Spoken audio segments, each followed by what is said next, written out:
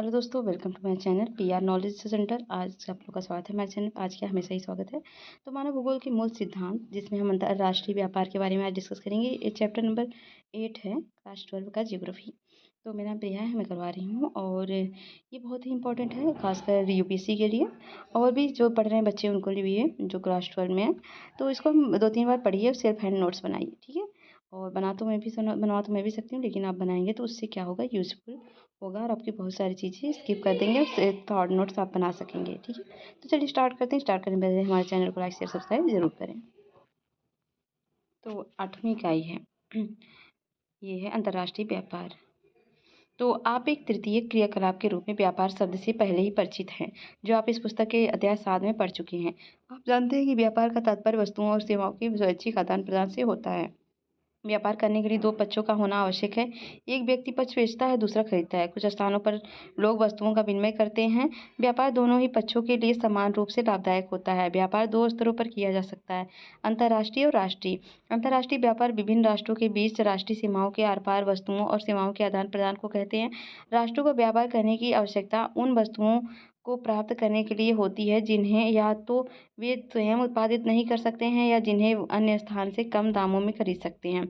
आदिम समाज में व्यापार का आरंभिक स्वरूप विनिमय व्यवस्था था, जिसमें वस्तुओं का प्रत्यक्ष आदान प्रदान होता था, अर्थात वस्तु के बदले में रुपये के स्थान पर वस्तु दी जाती थी।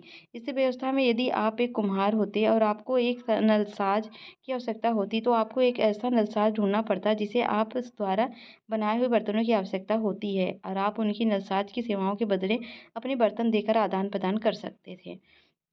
तो ये चित्र है जान बिल मेला में वस्तुओं का आदान प्रदान करती दो महिलाएं।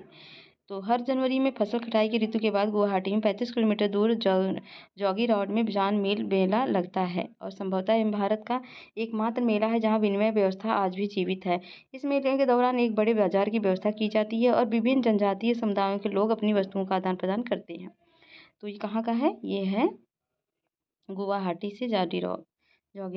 रुपये अथवा मूल्य के आगमन के साथ ही विनिमय व्यवस्था की कठिनाई को दूर कर लिया गया।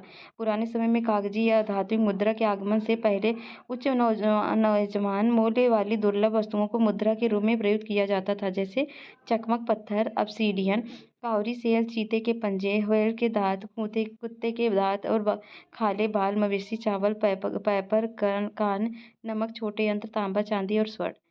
क्या आप जानते हैं कि सैलरी शब्द शब्द सैलेरियम से बना है, जिसका अर्थ नमक से द्वारा भुगतान, क्योंकि उस समय समुद्र के जल से नमक बनाना ज्ञात नहीं था और इसे केवल खनिज नाम से बनाया जा सकता था, जो उस समय प्रायः दुर्लभ और खर्चीला था।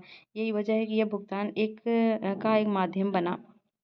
अंतर्राष्ट्रीय व्यापार का इतिहास। प्राचीन समय में लंबी दूरियों तथा तक वस्तुओं का परिवहन जोखिमपूर्ण होता था, इसलिए व्यापार स्थानीय बाजारों तक ही सीमित था। लोग तब अपने संसाधनों का अधिकांश भाग मूलभूत आवश्यकताओं, भोजन, वस्त्र पर खर्च करते थे। केवल धनी लोग ही आभूषण व महंगे परिधान खरीदते थे और परिणामस्वरूप विलास की वस्तुओं का व्यापार आरंभ हुआ। रेशम मार्ग लंबी दूरी के व्यापार का एक आरंभिक उदाहरण है, जो 6000 किलोमीटर लंबे मार्ग के सहारे रोम को चीन से जोड़ता था। व्यापारी भारत, पारसिया और मध्य एशिया के मध्यवर्ती स्थानों से चीन में बने रेशम, रोम की ऊन, बहुमूल्य वस्तुओं तथा अन्य वस्तुओं अनेक महंगी वस्तुओं का परिवहन करते थे। रोमन साम्राज्य के विखंडन के पश्चात 12वीं और 13वीं शताब्दी के दौरान यूरोपीय वाणिज्य में वृद्धि हुई। समुद्रगामी युद्धपोत के विकास के साथ ही यूरोप तथा एशिया के बीच व्यापार बढ़ा और अमेरिका की खोज हुई। 15वीं शताब्दी से ही यूरोपीय उपनिवेशवाद शुरू हुआ और विदेशी वस्तुओं के साथ व्यापार ही व्यापार के एक नए स्वरूप का उदय हुआ, जिसे दास व्यापार कहा गया। तो ये चित्र देख सकते हैं, ये टू स्लेव्स की है। ये इस अमेरिकन दास नीलामी ने दासों की बिक्री अथवा स्थायी रूप से स्वामियों द्वारा किराए पर ले जाने हेतु विज्ञापन दिया। खरीदने वाले क्रेता प्राय कुशल व स्वस्थ दास के लिए $2000 चुकाते थे। ऐसे नीलामियों ने प्राय परिवार के सदस्यों को एक दूसरे से अलग कर दिया, जिनमें बहुतों ने अपने प्रियजनों को दोबारा नहीं देखा। पुर्तगालियों, डचों और स्पेनिश लोगों व अंग्रेजों ने अपनी अफ्रीकी मूल निवासियों को पकड़ा और उन्हें बलपूर्वक बगानों में श्रम हेतु नए खोजे गए अमेरिका में परिवहित किया। दास व्यापार 200 वर्षों से भी अधिक समय तक एक लाभदायक व्यापार रहा, जब तक कि यह 1992 में डेनमार्क ने 1807 में ग्रेट ब्रिटेन में और 1808 में संयुक्त राज्य में पूर्ण रूपेण समाप्त नहीं कर दिया गया। ठीक है, औद्योगिक क्रांति के पश्चात कच्चे माल जैसे अनाज, मांस, उनकी माँग भी बढ़ी, लेकिन विनिर्माण की वस्तुओं की तुलना में उनका मौद्रिक मूल्य घट गया। औद्योगिकृत राष्ट्रों में कच्चे माल के रूप में प्राथमिक उत्पादों का आयात किया और मूल्यपरक तैयार माल को वापस अनौद्योगिकीकरण राष्ट्रों को निर्यात कर दिया। 19वीं शताब्दी के उत्तरार्ध में प्राथमिक वस्तुओं का उत्पादन करने वाले प्रदेश अधिक महत्वपूर्ण नहीं रहे और औद्योगिक राष्ट्र एक दूसरे के मुख्य ग्राहक बन गए। प्रथम और द्वितीय विश्व युद्ध के दौरान पहली बार राष्ट्रों ने व्यापार का और संख्यात्मक प्रतिबंध लगाए। विश्व व्यापार के बाद के समय के दौरान व्यापार व शुल्क हेतु सामान्य समझौता जैसे संस्थाओं ने, जो कि बाद में विश्व व्यापार संगठन, शुल्क को घटाने में सहायता की। अंतर्राष्ट्रीय व्यापार अस्तित्व में क्यों है? अंतर्राष्ट्रीय व्यापार उत्पादन में विस्तारीकरण का परिणाम है। यह विश्व की अर्थव्यवस्था को लाभान्वित करता है। यदि विभिन्न राष्ट्र वस्तुओं के उत्पादन या सेवाओं की उपलब्धता में श्रम विभाजन तथा विशेषीकरण को प्रयोग में लाए, हर प्रकार का विशिष्टीकरण व्यापार को जन्म दे सकता है। इस प्रकार अंतर्राष्ट्रीय व्यापार वस्तुओं और सेवाओं के तुलनात्मक लाभ, प्रतिपूरकता व हस्तांतरणीयता के सारे सिद्धांतों पर आधारित होते हैं। सिद्धांत या व्यापारी भागीदारों को समान रूप से लाभदायक होना चाहिए। आधुनिक समय में व्यापार विश्व के आर्थिक संगठन का आधार है और यह राष्ट्रों को विदेश नीति से संबंधित है। सुविकसित परिवहन तथा संचार प्रणाली से युक्त कोई भी देश अंतर्राष्ट्रीय व्यापार में भागीदारी से मिलने वाले लाभों को छोड़ने का इच्छुक नहीं है। अंतर्राष्ट्रीय व्यापार के आधार: राष्ट्रीय संसाधन से भिन्नता। भौतिक संरचना जैसे कि भूविज्ञान, उच्चावच मृदा व जलवायु से भिन्नता के कारण विश्व के राष्ट्रीय संसाधन असमान रूप से विपरीत हैं। पहला है भौगोलिक संरचना। खनिज संसाधन आधार को निर्धारित करती है और धरातलीय विभिन्नताएं फसलों व पशुओं की विविधताएं सुनिश्चित करती हैं। निम्न भूमियों में कृषि संभाव्यता अधिक होती है। पर्वत पर्यटकों को आकर्षित करती है, पर्यटन को बढ़ावा देते हैं। ख, खनिज संसाधन संपूर्ण विश्व में असमान रूप से वितरित है। खनिज संसाधन की उपलब्धता औद्योगिक विकास का आधार प्रदान करती है। ग, जलवायु किसी दिए हुए क्षेत्र में जीवित रह जाने वाले पादप व वन्य जाति के प्रकार को प्रभावित करती है। यह विभिन्न उत्पादों की विविधता को भी सुनिश्चित करती है। उदाहरणतः उन उत्पादन ठंडे क्षेत्रों में हो सकता है। केला, रबर तथा कहवा उष्णकटिबंधीय क्षेत्रों में ही उग सकते हैं। जनसंख्या कारक: विभिन्न देशों में जनसंख्या के आकार, वितरण तथा उनकी विविधता व्यापार की वस्तुओं के प्रकार और मात्रा को प्रभावित करती है। क्या सांस्कृतिक कारण: विशिष्ट संस्कृति में कला तथा हस्तशिल्प के विभिन्न रूप विकसित हुए हैं, जिन्हें विश्व भर में सराहा जाता है। उदाहरण स्वरूप चीन द्वारा उत्पादित उत्तम कोटि का पोर्सिलेन, चीनी मिट्टी का बर्तन अथवा ब्रोकेट, किमखाब जरीदार बूटेदार कपड़ा, ईरान के कालीन प्रसिद्ध हैं, जबकि उत्तरी अफ्रीका का चमड़े का काम और इंडोनेशिया बटीक छींट वाला वस्त्र बहुमूल्य हस्तशिल्प है। जनसंख्या का आकार: सघन बसाव वाले देशों में आंतरिक व्यापार अधिक है, जबकि बाह्य व्यापार कम परिमाण वाला होता है, क्योंकि कृषि और औद्योगिक उत्पादों का अधिकांश भाग स्थानीय बाजारों में ही खप जाता है। जनसंख्या का विस्तार जीवन स्तर बेहतर गुणवत्ता वाले आयातित उत्पादों की मांग को निर्धारित करता है, क्योंकि निम्न जीवन स्तर के साथ केवल कुछ लोग ही महंगी आयातित वस्तुएं खरीद पाने में समर्थ होते हैं। तीसरा है आर्थिक विकास की प्रावस्था। देशों के आर्थिक विकास की विभिन्न अवस्थाओं में व्यापार की गई वस्तुओं का स्वभाव परिवर्तित हो जाता है। कृषि की दृष्टि से महत्वपूर्ण देशों में विनिर्माण की वस्तुओं के लिए कृषि उत्पादों का विनिमय किया जाता है, जबकि औद्योगिक राष्ट्र मशीनरी और निर्मित उत्पादों का निर्यात करते हैं तथा खाद्यान्न तथा अन्य कच्चे पदार्थों का आयात करते हैं। चौथा है विदेशी निवेश की सीमा। विदेशी निवेश विकासशील देशों में व्यापार को बढ़ावा दे सकता है, जिनके पास खनन, प्रबंधन द्वारा तेल खनन और भारी अभियांत्रिकी, काठ, कबाड़ा तथा बागवानी फसलों के विकास के लिए आवश्यक पूंजी का अभाव है। विकासशील देशों में ऐसी पूंजी प्रधान उद्योगों के विकास द्वारा औद्योगिक राष्ट्र खाद्य पदार्थों, खनिजों का आयात सुनिश्चित करते हैं तथा अपने निर्मित उत्पादों के लिए बाजार निर्मित करते हैं। यह संपूर्ण चक्र देशों के बीच व्यापार के परिमाण को आगे बढ़ाता है। पांचवां है परिवहन। पुराने समय में परिवहन के पर्याप्त और समुचित साधनों का अभाव स्थानीय क्षेत्रों में व्यापार को प्रतिबंधित करता था, लेकिन उच्च मूल्य वाली वस्तुओं जैसे रत्न, रेशम तथा मसाले का लंबी दूरियों तक व्यापार किया जाता था। रेल, समुद्री तथा वायु परिवहन के विस्तार और प्रशीतन तथा परिरक्षण के बेहतर साधनों के साथ व्यापार ने स्थानिक विस्तार का अनुभव किया है। व्यापार संतुलन। व्यापार संतुलन एक देश के द्वारा अन्य देशों को आयात एवं इसी प्रकार निर्यात की गई वस्तुओं एवं सेवाओं की मात्रा का प्रलेखन करता है। यदि आयात का मूल्य देश के निर्यात मूल्य की अपेक्षा अधिक है तो देश का व्यापार संतुलन ऋणात्मक अथवा प्रतिकूल है। यदि निर्यात का मूल्य आयात के मूल्य की तुलना में अधिक है तो देश व्यापार संतुलन धनात्मक अथवा अनुकूलन है। एक देश की आर्थिक के लिए व्यापार संतुलन एवं भुगतान संतुलन के गंभीर निहितार्थ होते हैं। एक ऋणात्मक संतुलन का अर्थ होता है देश वस्तुओं के क्रय पर उससे अधिक व्यय करता है जितना कि अपने सामानों के विक्रय से अर्जित करता है। यह अंतिम रूप से वित्तीय संचय की समाप्ति को अभिप्रेरित करता है। अंतर्राष्ट्रीय व्यापार के प्रकार। अंतर्राष्ट्रीय व्यापार के दो प्रकारों में वर्गीकृत किया जा सकता है। पहला है द्विपार्श्विक व्यापार। द्विपार्श्विक व्यापार दो देशों के द्वारा एक दूसरे के साथ किया जाता है। आपस में निर्दिष्ट वस्तुओं का व्यापार करने के लिए वे सहमति करते हैं। उदाहरण, देश के कुछ कच्चे पदार्थ के व्यापार के लिए इस समझौते के साथ सहमत हो सकता है कि देश ख कुछ अन्य निर्दिष्ट सामग्री खरीदेगा अथवा स्थिति इसके विपरीत भी हो सकती है। ख है बहुपार्श्विक व्यापार। जैसा कि शब्द से स्पष्ट हो गया कि बहुपार्श्विक व्यापार बहुत से व्यापारिक देशों के साथ किया जाता है।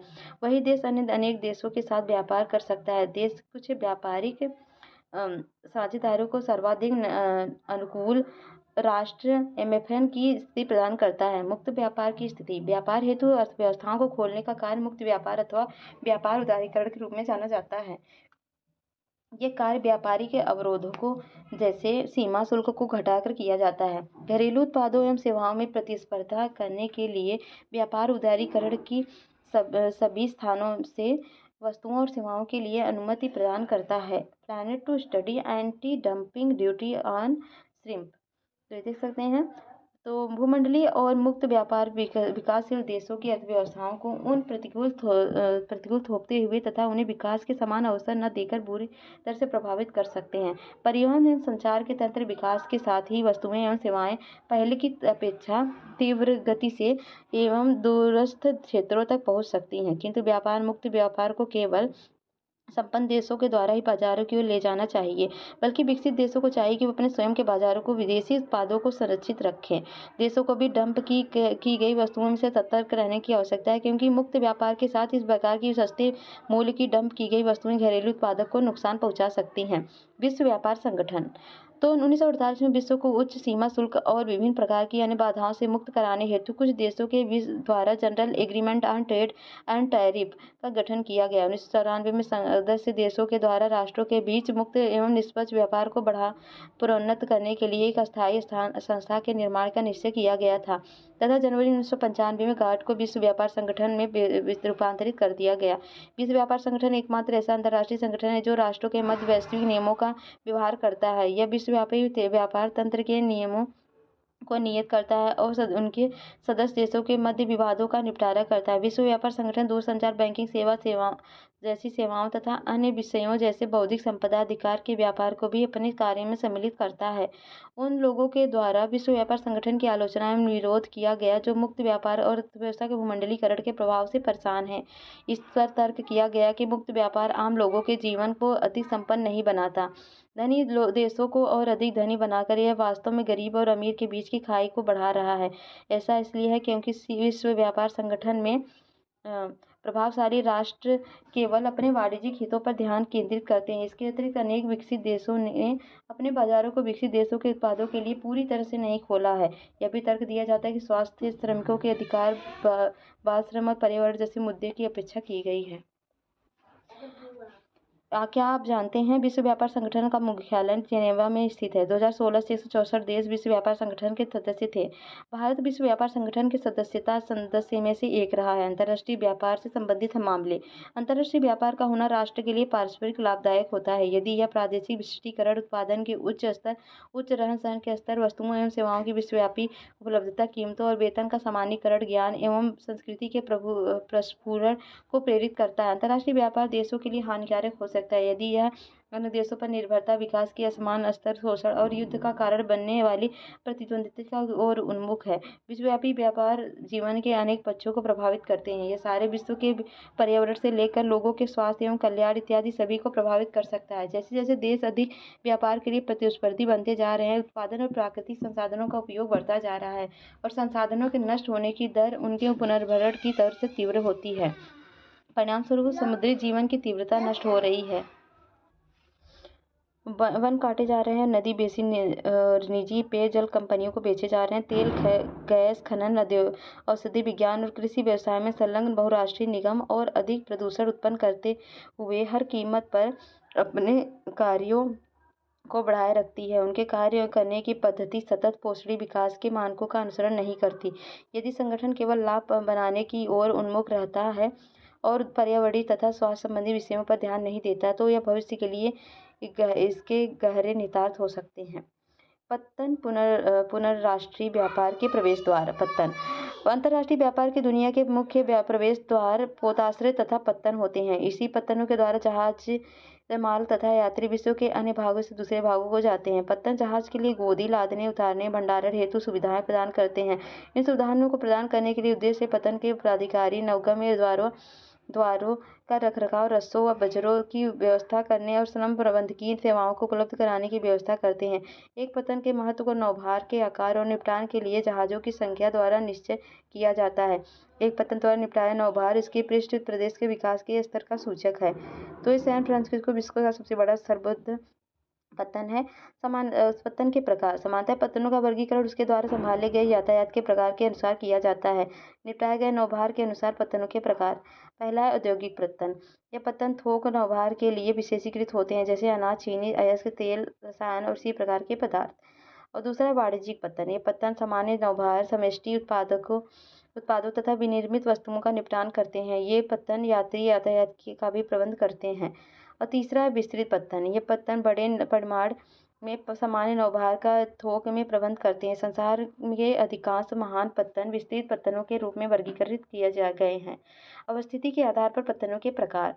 अंतर्देशीय पत्तन। ये पत्तन समुद्री तट के दूर अवस्थित होते हैं। ये समुद्र से एक नदी अथवा नहर द्वारा जुड़े होते हैं। ऐसे पत्तन चौरस तल वाले जहाज या बजरे द्वारा ही घर में होते हैं। उदाहरण स्वरूप मानचेस्टर एक नहर से जुड़ा है।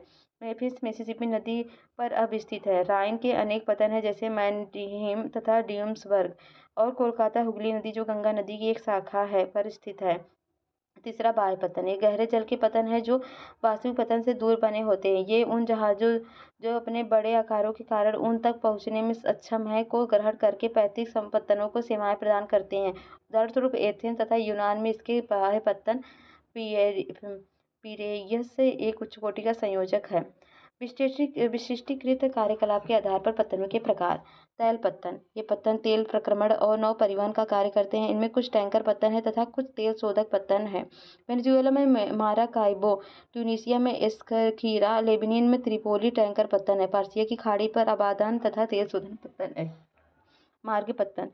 ये ऐसे पत्तन है जो मूल रूप से मुख्य समुद्री मार्ग का विश्राम केंद्र के रूप में विकसित हुआ, जहां जहाज पुनः ईंधन भरने, तेल भरने तथा खाद्य सामग्री लेने के लिए लंगर डाला करते थे। बाद में वाणिज्यिक पत्तनों में विकसित हो गए। अदन, होनोलुलु तथा सिंगापुर इसके अच्छे उदाहरण हैं। पैकेट स्टेशन तीसरा है। इसे फेरी पत्तन के नाम से भी जाना जाता है। ये पैकेट स्टेशन विशेष रूप से छोटी दूरियों को तय करते हुए जलीय क्षेत्रों के आर पार डाक तथा यात्रियों के परिवहन से जुड़ जाते हैं। और ये स्टेशन जोड़ों में इस प्रकार स्थित होते हैं कि ये जलीय क्षेत्र के आर पार एक दूसरे के सामने होते हैं। उदाहरण स्वरूप इंग्लिश चैनल के आर पार इंग्लैंड में डोवर तथा फ्रांस में कलाइस। अब चौथा है आंत्रपो पत्तन। ये वे एक दृढ़ केंद्र हैं जहां विभिन्न क्षेत्रों से निर्यात हेतु वस्तुएं लाई जाती हैं। सिंगापुर एशिया के ऐसे अन्य आंत्रपो पत्तन हैं।